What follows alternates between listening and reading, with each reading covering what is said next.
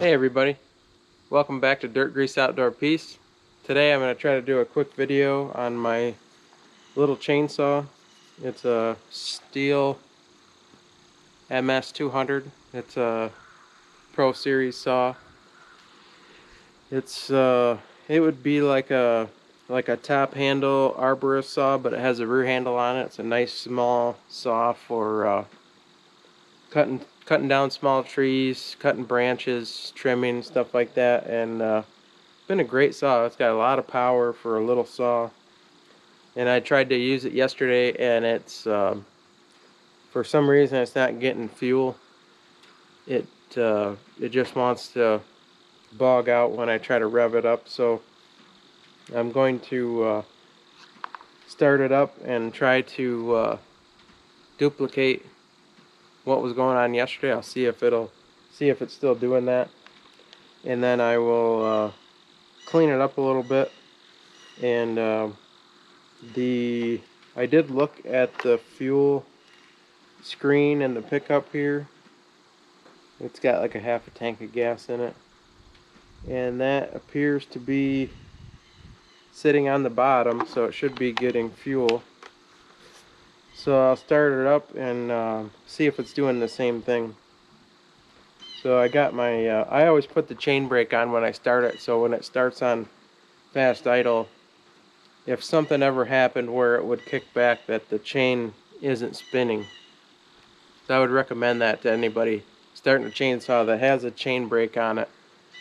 Put the chain brake on and before you start it, just to prevent any kind of accident. So a lot of times I'll start it, I'll put the handle between my legs, that holds it nice and secure. You can put it on the ground and put your foot in here and pull on it. I've just always learned and suggested from a lot of saw manufacturers that you start it holding the handle like this, so you have good control on it, and it's not good to drop start it.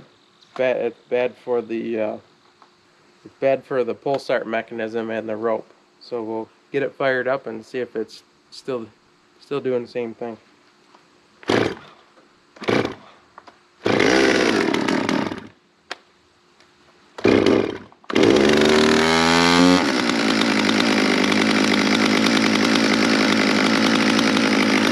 Yesterday it was after it warmed up a little bit that it started doing that.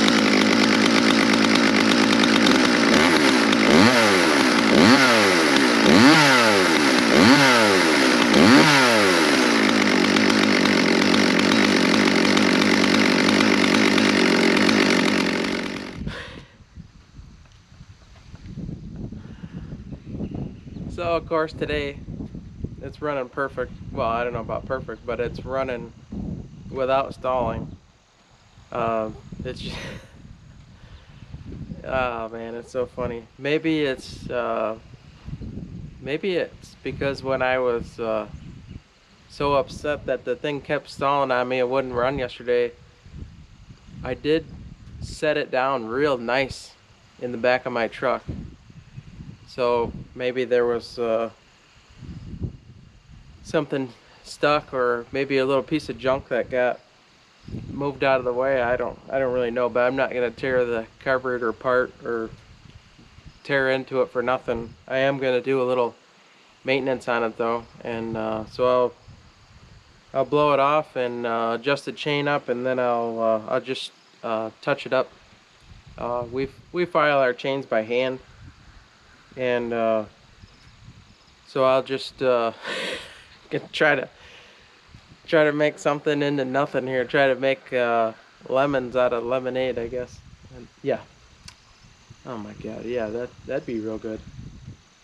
If you could take lemonade and make lemons, yeah, that would. Yeah, you'd really be doing something there. I think you know what I meant. I think I'm having a little brain burnout right now, so yeah, I'll get it blown off and get going on this.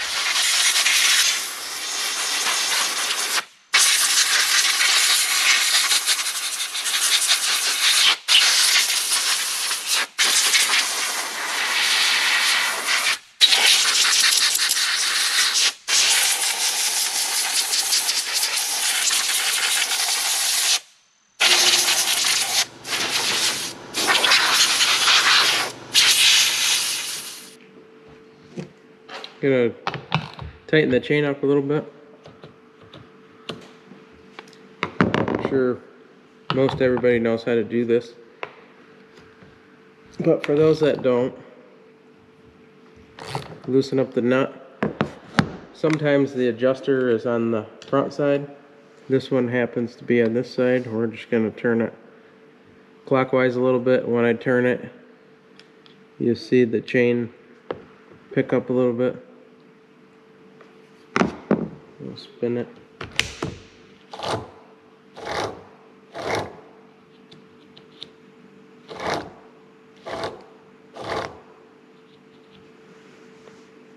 Didn't take much. That's pretty good right there. Snug it down. Doesn't have to be super tight. This is just kind of polymer, plastic. Most of this chassis and everything is polymer. So just snug that up. And then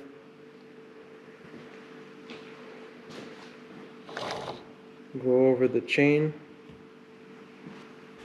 Mark a link here.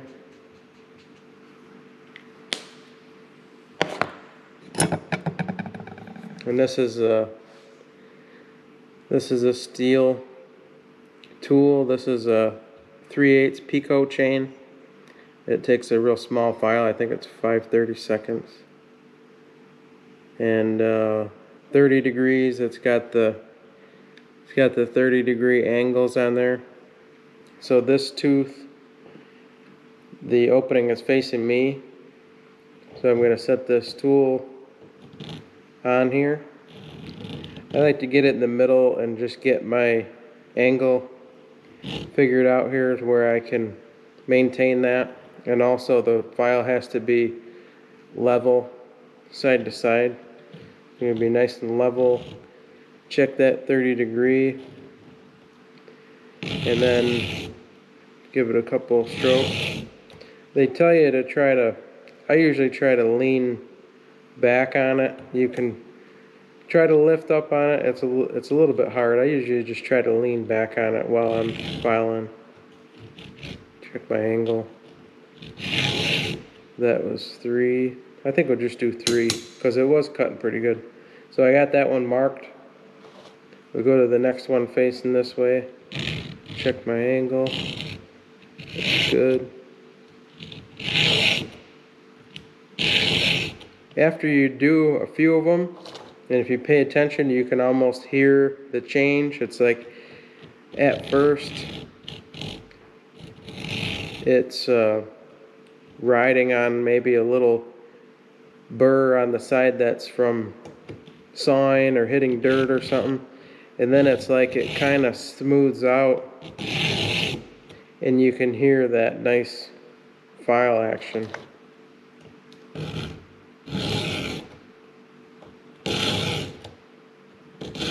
Yeah, already on the second one you could hear that was cleaning up.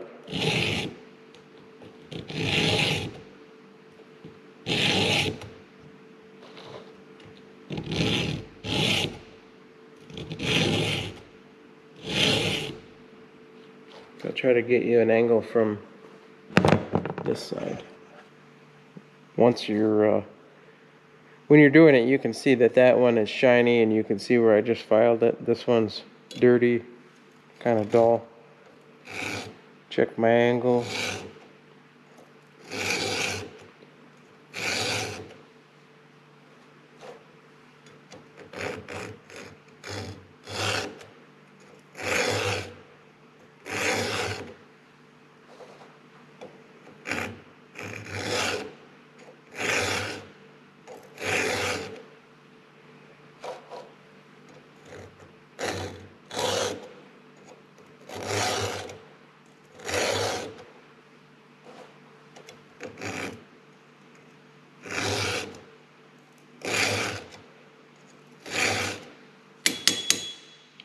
Sometimes I give it a little tap to get the extra shavings off of there. And these files are really good. They cut really nice.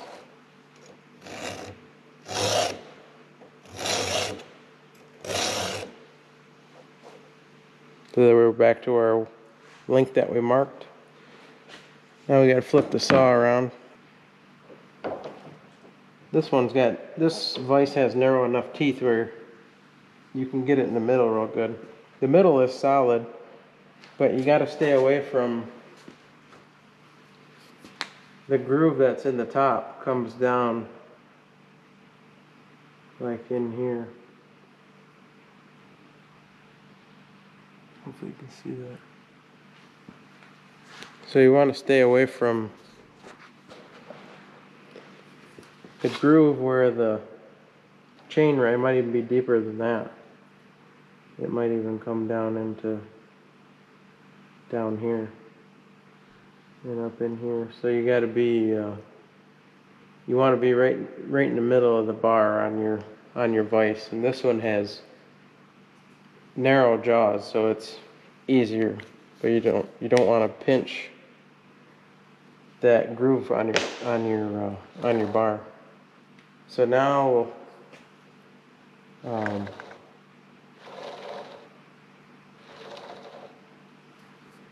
start with the links that face this way.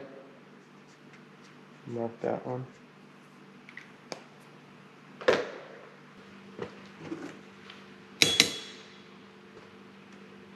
Same thing. We'll make sure our angle's good.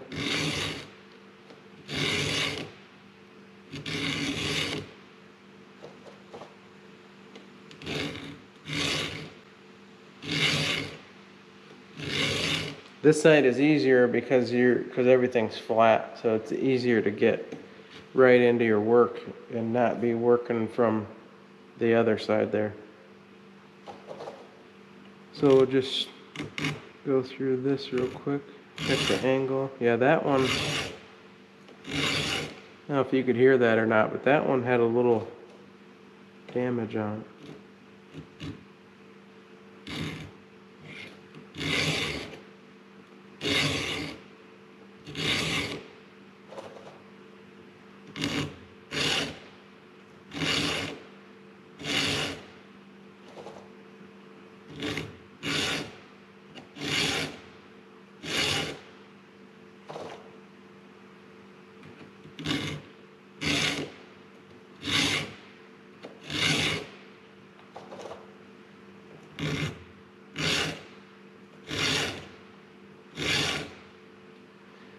You don't have to go real fast. If you're just learning how to do it, or if you don't do it a lot, I don't do it every day, so I still have to check. I check my angle. I don't know how well you can see the angle marks on there. So I'm just lining this up with the bar, and you can just take your time. You don't have to go real fast, but the more you do it, the better you get. And I think you can see it only takes a few minutes to do this, and it's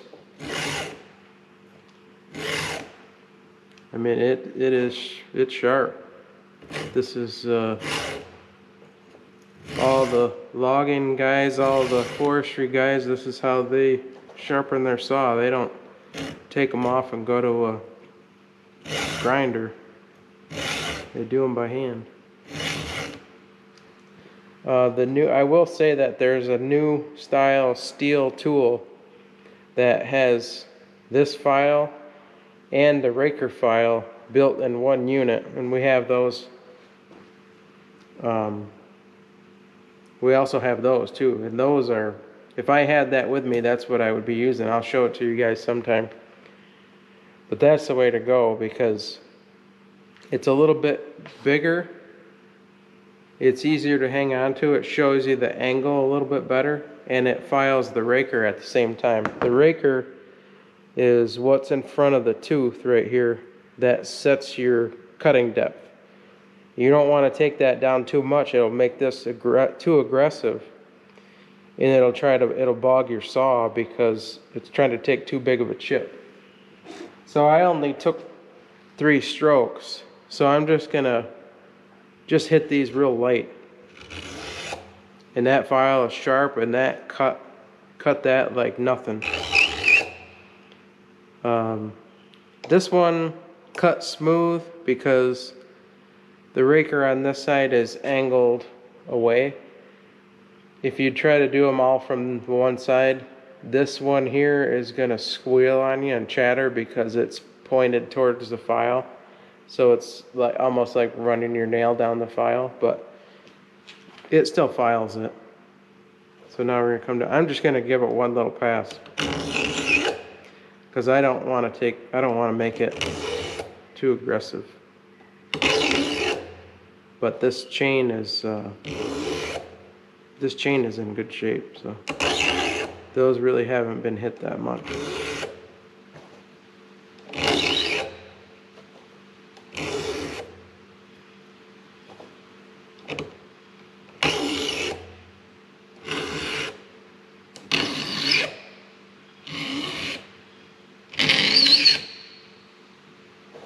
Same thing, you can kind of see where you haven't filed.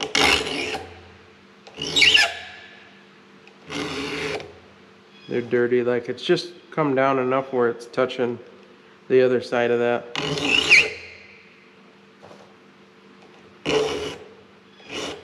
I kind of know where I'm at.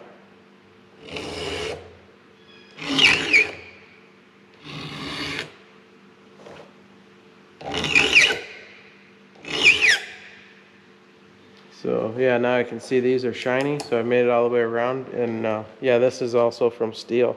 And it pays to have good tools because you need a good file like that to cut these hard chain links, and that cuts it easy.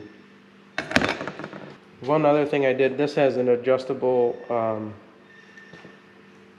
chain oiler, and it's right up here. They show you a little picture on the body there. The average home motor saws, a lot of them don't have that adjustment, and I had to use a lot smaller screwdriver, but this thing was really slinging oil, so I closed that oiler off just a little bit. So yeah, that should be good. It's all blown out, and oh, there was one other thing I saw on it. I must have got it caught on something. And this guard, I think it's for if the chain, like if the chain flies off. I'm gonna get a pair of pliers and bend that back down. I must have got snagged in a piece of brush, caught that and hauled it up in there. I'm gonna get a pair of pliers.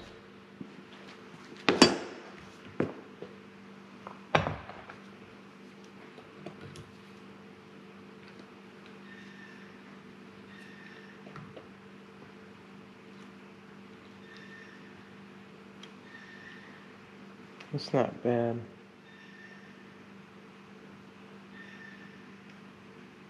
I really don't want to. I guess this part is aluminum.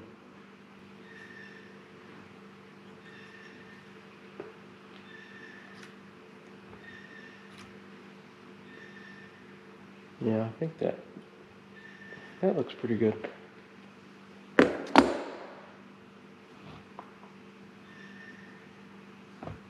So I think we're all set. Yeah, this is the little file kit that I got.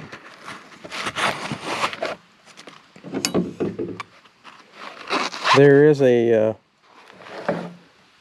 from steel, comes in a little package like that. This is a gauge that you can use for the rakers.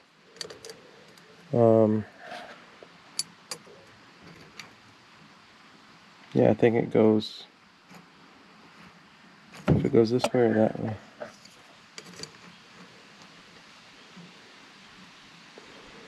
So it sets on the height of your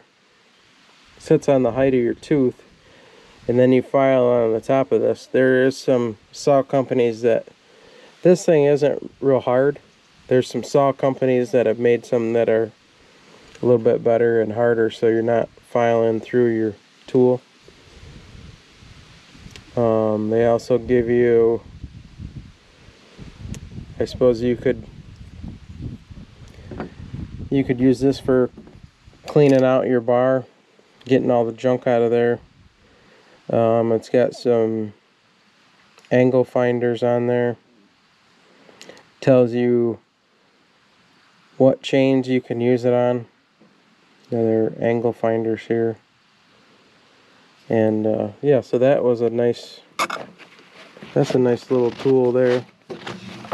And then I also have a standard file for the regular 3/8 chain.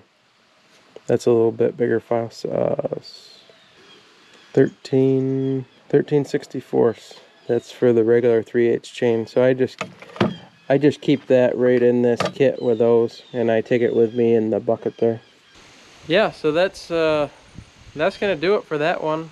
For whatever reason, the saw is running good today, and I'll fill it up with some fresh gas and top off the oil and just try running it again and see how long it stays running. And yeah, so I just thought, you know, as long as that part of the video didn't work out where I was gonna tear into the carburetor, that I could do a little clean up and tune up on it, and just show you how we hand file our chains and maintain our stuff. And I will, on a future video, I'll show you the new style file tools those are really slick. So I'll show you that in an upcoming video. And so I guess that's it for this one. I appreciate y'all watching, and hit the like button if you liked it. Please consider hitting that subscribe button for me and supporting my channel. And I'll see you on the next one. Thanks a lot. Bye.